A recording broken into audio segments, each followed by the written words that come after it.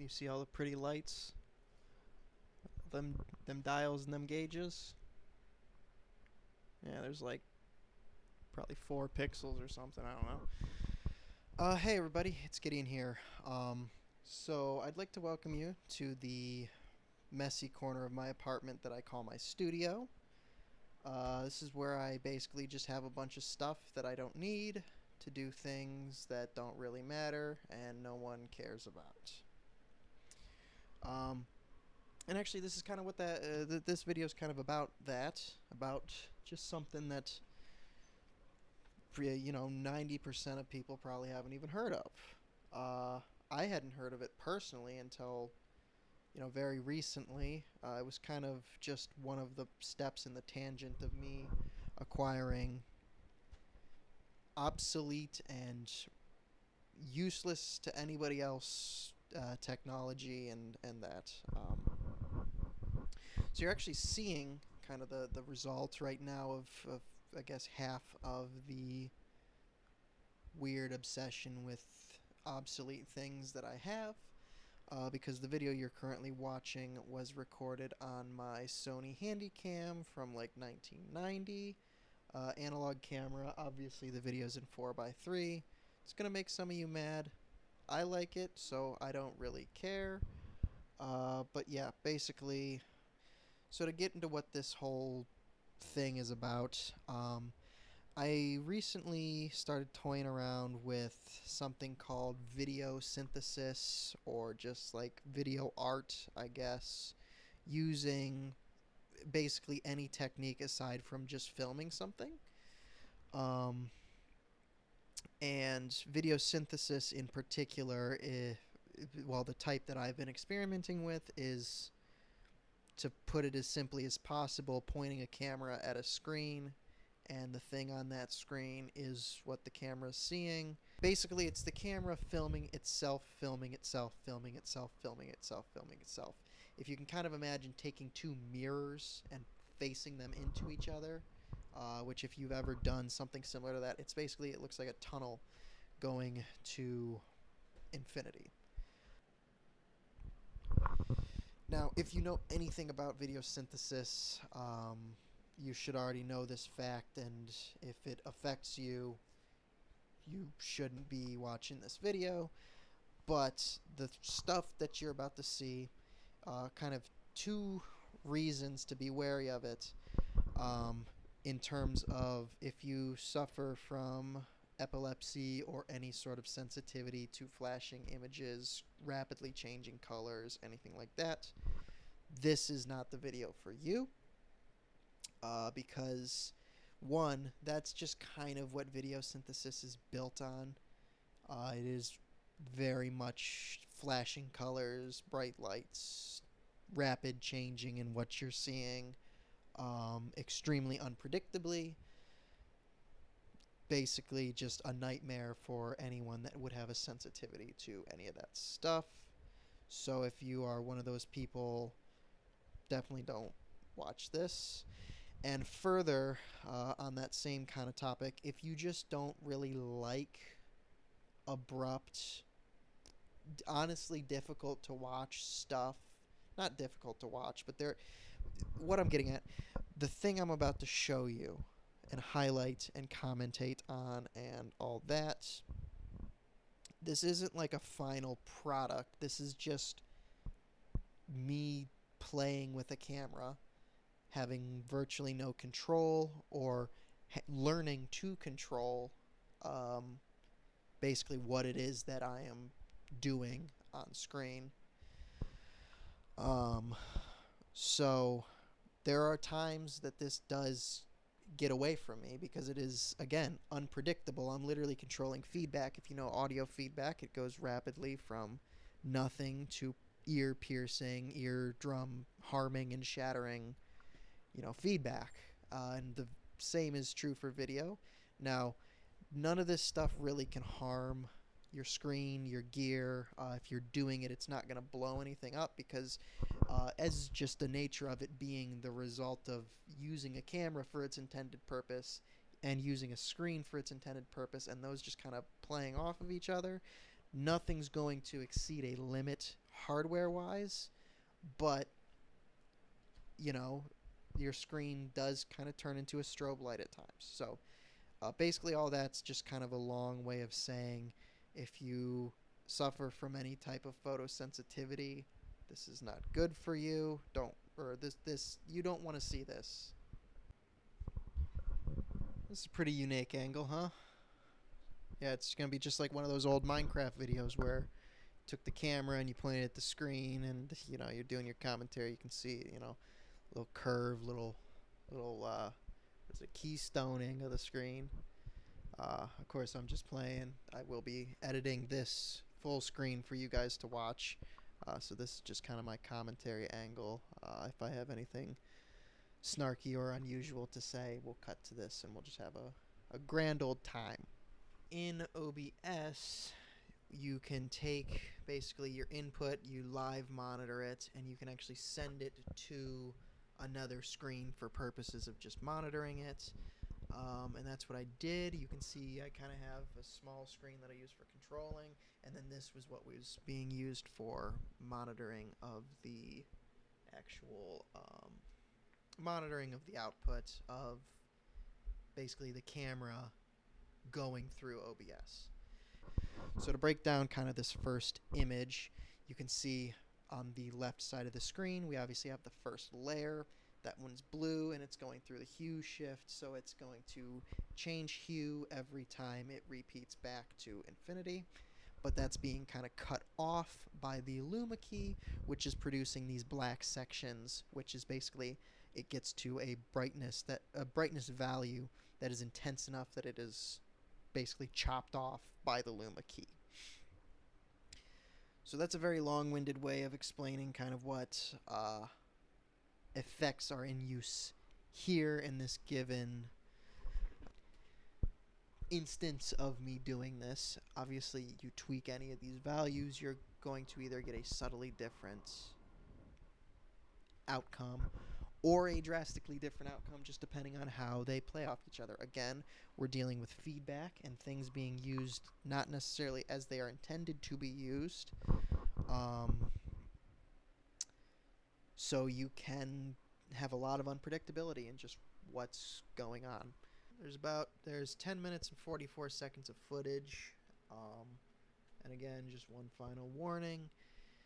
There's some sections that do get difficult to watch just because when you hit certain thresholds of different combinations of variables, you will get, instead of the smooth undulations, it'll just start flashing. So bear with me on those. I'll kind of point them out as they come. I'll try to keep my mouth shut for some of the pretty stuff. Yeah, let's do it. Okay, so just to break down kind of the scene you are seeing, I'm recording the big screen with the camera, and then between the screen and the camera, I have a little stand set up, and on top of that stand, I have a candlestick and a martini glass. Now, the reason that it's those two objects specifically, there's no kind of artistic image behind it. It's just because I optimally want to have whatever subject I am using in my stuff, I want it to, if possible, just be levitating in the center of the screen. And obviously that's not really possible with this method. I do kind of have an idea of how I could make that somewhat work, but obviously I'm not doing that at this time because it's kind of just an experiment. But the reason I use those two specific objects is because of the length of their base. It keeps the actual stand that they're sitting on out of the camera. Now, I did kind of play around with the martini glass and used it more as a lens just to mess with stuff, and it did look cool, and I feel like something could be done with it, but it just, it didn't work for the very vivid, intricate patterns that I am kind of shooting for.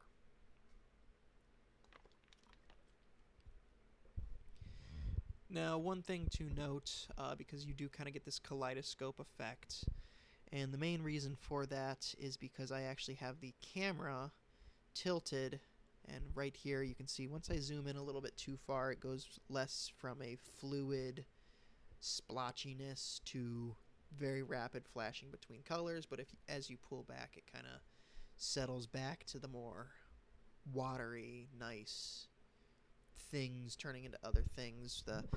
Basically what I think it looks like is when you rub your eyes a little bit too hard. If you can kind of imagine that, it sort of looks like this.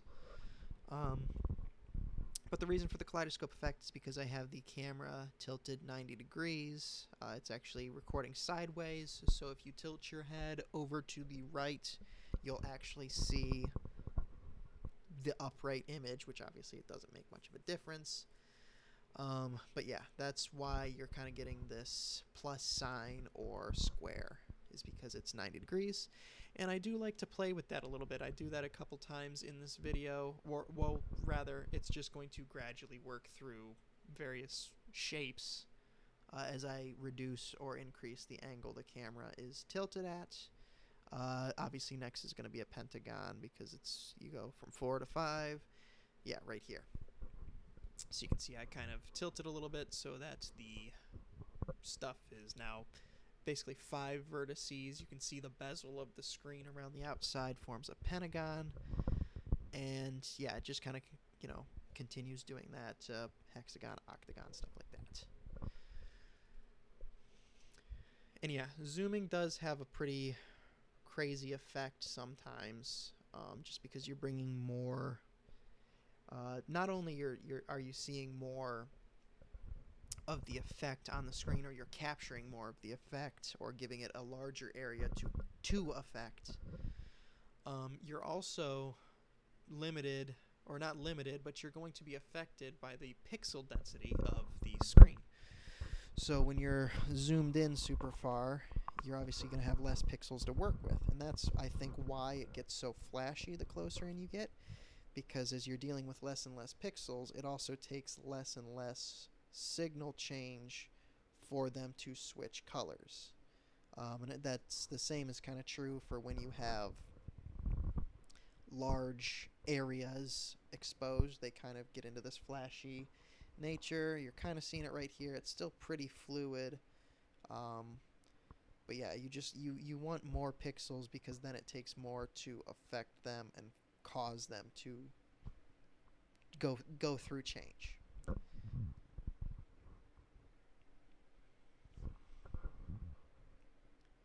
Yeah, here I go, turning it from pentagon into hexagon, and really when it starts to, you know, approach a circle is when you get, honestly, it's, I think, and you'll see it with the octagon, but it's very Stargate portal-y, because you just have this sort of frame wrapping around this ocean of, honestly, it looks like cake frosting, like just swirls of, and splotches and splatters of, you know, frosting or paint or something.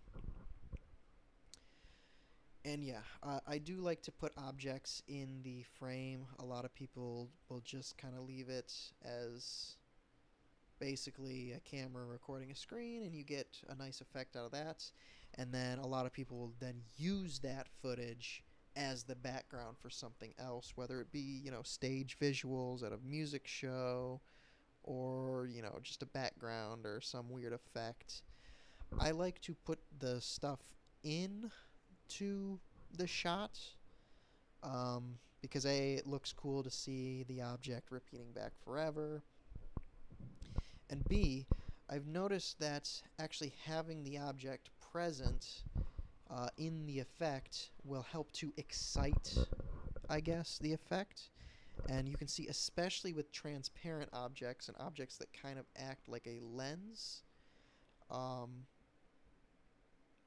because that section reacts differently than the sections around it, it just sort of amplifies the constant changing effect. But yeah, right here, we're super zoomed in. You can almost see the pixels popping up. That's those streaks and lines and kind of fractal-like images.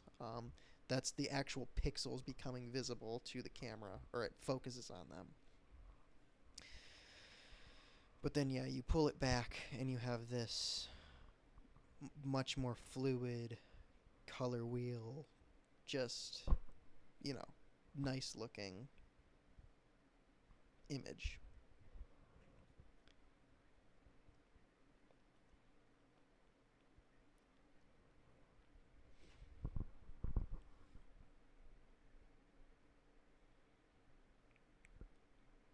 Yeah, I like to use dynamic objects too, like candles, where it, um, you have the flame and it's flickering. So you can see that moving around, and that's, if you can't make out what that is, if you look to the top of the screen, that dark black void kind of oval shape, and yeah, there's the octagon.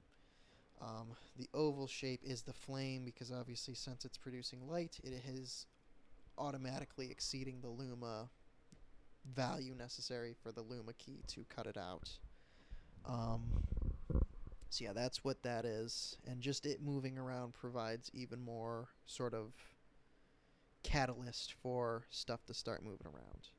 But yeah, the octagon is kind of the one that triggered that whole Stargate concept, because it does just look like a portal, and if you kind of allow your eyes to defocus, I know that sounds insane, but you can see that it is not only just a mess of colors, but there's a swirl happening inside of it. So you can actually see basically a whirlpool if you defocus your eyes or kind of allow yourself to take everything in as a single thing instead of each individual dot being its own thing. And then, yeah, just lining up the candle with the bezel. Again, it kind of accentuates that Stargate thing, because now you have symmetrical elements around a circle. And yeah, this one actually kind of turned out good until it devolved into the very flashy, unpleasant look. I wish I could have kept those big blobs floating around in there for longer, but yeah, for whatever reason, when you get in too close, it really starts freaking out.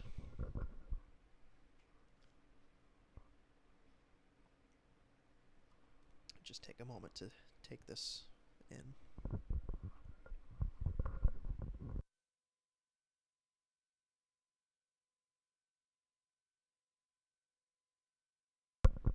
Okay, so right there, I just basically took the camera from slightly angled to just flat on the tripod. So now you're looking dead on at the candle. Obviously that's on the left side of the screen. Pulling back here, it kind of brings you back to reality. You can see there's some stuff on the desk in front of the screen. And you can see what the initial effect looks like. Obviously that would normally be kind of orange on the top of the candle plus the flame. And you can see the effects I'm using are hue shifting it to purple and blue, and it's removing the flame itself. So that's kind of the filter just raw on life.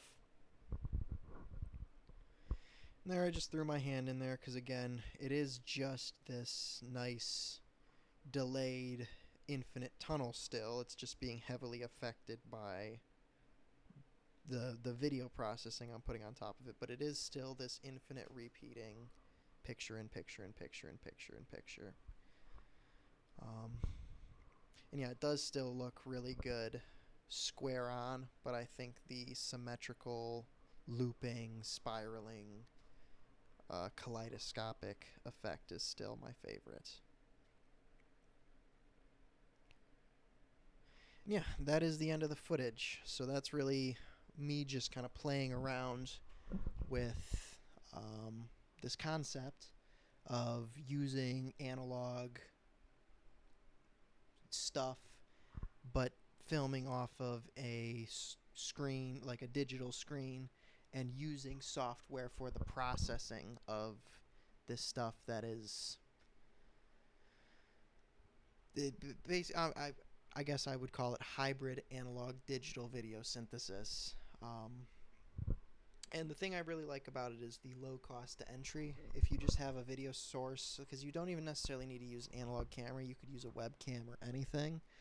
Basically anything that you would be able to take its output and put it into OBS and then just using, this is two of the built-in plugins in OBS, and then one of them is using obviously the hue, shift, and saturation. Doing that, you're already creating stuff this ridiculous. And with OBS being open source, I am absolutely certain that someone out there could come up with some ridiculous video effect plugin that is specifically catered to this kind of thing, if it doesn't already exist. Again, I'm very new to this, so.